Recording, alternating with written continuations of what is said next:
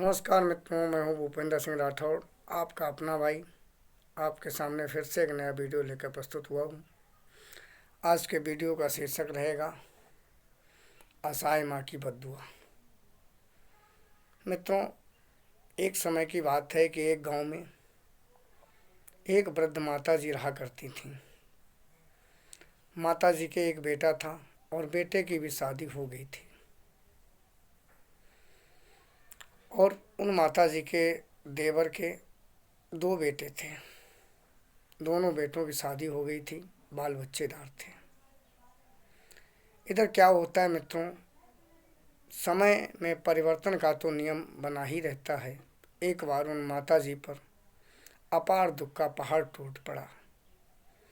माता जी के एक ही बेटा था, वो भी बेटा बुखार आने के कारण 2-4 दिन बुखार में रहा होगा और अचानक खत्म हो गया।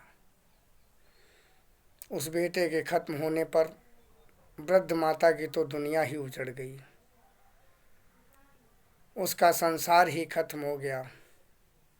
उन माता जी के एक बेटा था, दो बेटियां थीं। बेटियां दोनों शादीशुदा थीं। बेटियों पर भी ये बहुत ही बड़ा दुखद समय था, क्योंकि पिता का प्यार बचपन से कम ही मिल पाया बचपन में, और भाई भी था, वो भी गुजर गया।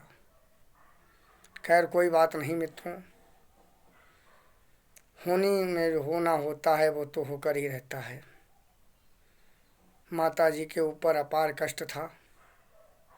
इधर माता जी को सांत्वना देने के लिए बेटियां अपने ससुराल लिए चली गईं। इधर उनके देवर के बेटों ने ग्राम प्रधान व अपने पारिवारिक जनों की सहमति से उनकी ज़मीन और मकान आदि पर कब्जा कर लिया। बेटियों ने बहुत हाथ पैर फड़फड़ाए, लेकिन कुछ नहीं हुआ, क्योंकि गांव का समाज एक तरफ था, इसलिए उन्हें सफलता नहीं मिल पाई।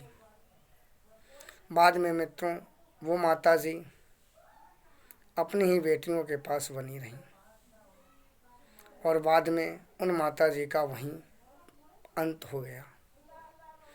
लेकिन मित्रों,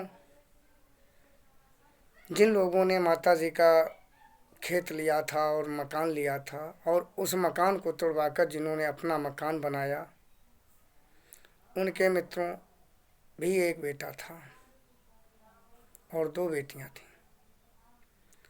हुआ क्या मित्रों कि उनका बेटा जब 22-24 साल का हुआ, 22-24 साल का जब हुआ, तो एक बार सड़क दुर्घटना में उसकी भी मृत्यु हो गई।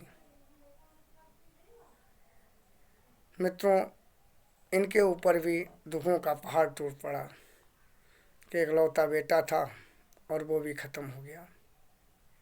ऐसा क्यों हुआ मित्रों? हालांकि हम ये नहीं कहेंगे कि हम ही बुद्धिमान हैं, और जो सुनने वाले हैं, जो हमारे सब्सक्राइबर हैं, हमें मालूम है कि हमसे भी ज़्यादा लोग बुद्धिमान पड़े हुए हैं। क्योंकि बुजुर्गों में कहावत कही जाती है, मर्द से मर्द घरेरे और घर नाई बाहर बहु तेरे। तो एक से एक बड़े बुद्धिमान इस संसार पे पड़े हुए हैं। मेरी समझ में, मेरी बुद्धिमत्ता के अनुसार मित्रों, ऐसा इसलिए हुआ क्योंकि उस असहाय माता की बद्दुआ रही होगी।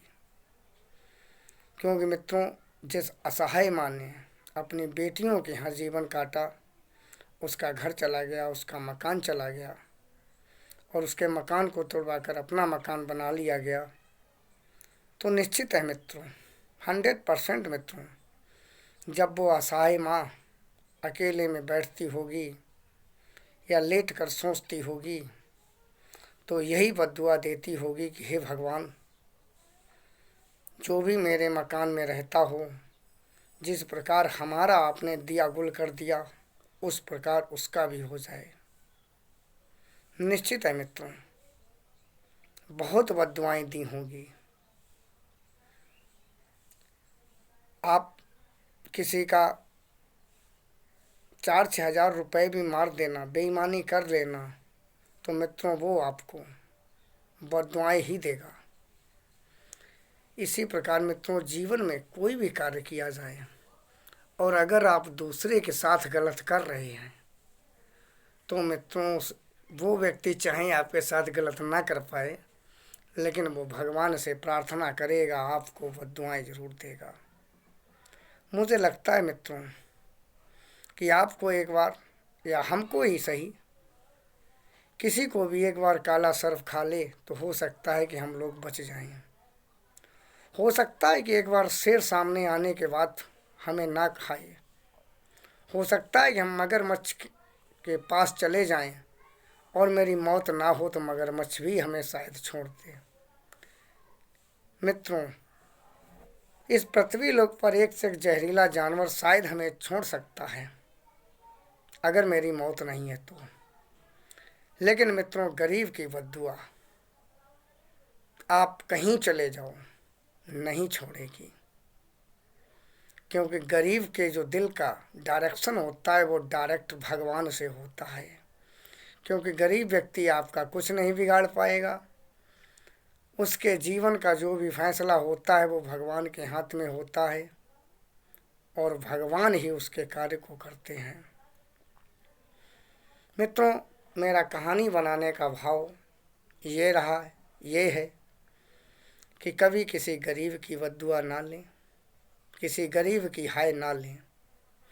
अगर आपको आपके परिवार का कोई व्यक्ति खुशी से आपको खेती दे दे, अपना मकान दे दे, अपना गाड़ी घोड़ा दे दे तो आप ले लो, लेकिन बद्दुआओं के साथ कोई चीज़ ना लो, क्योंकि आपके जीवन का सबसे बड़ा अमूल्य खजाना है तो आपका पुत्र, आपकी संतान।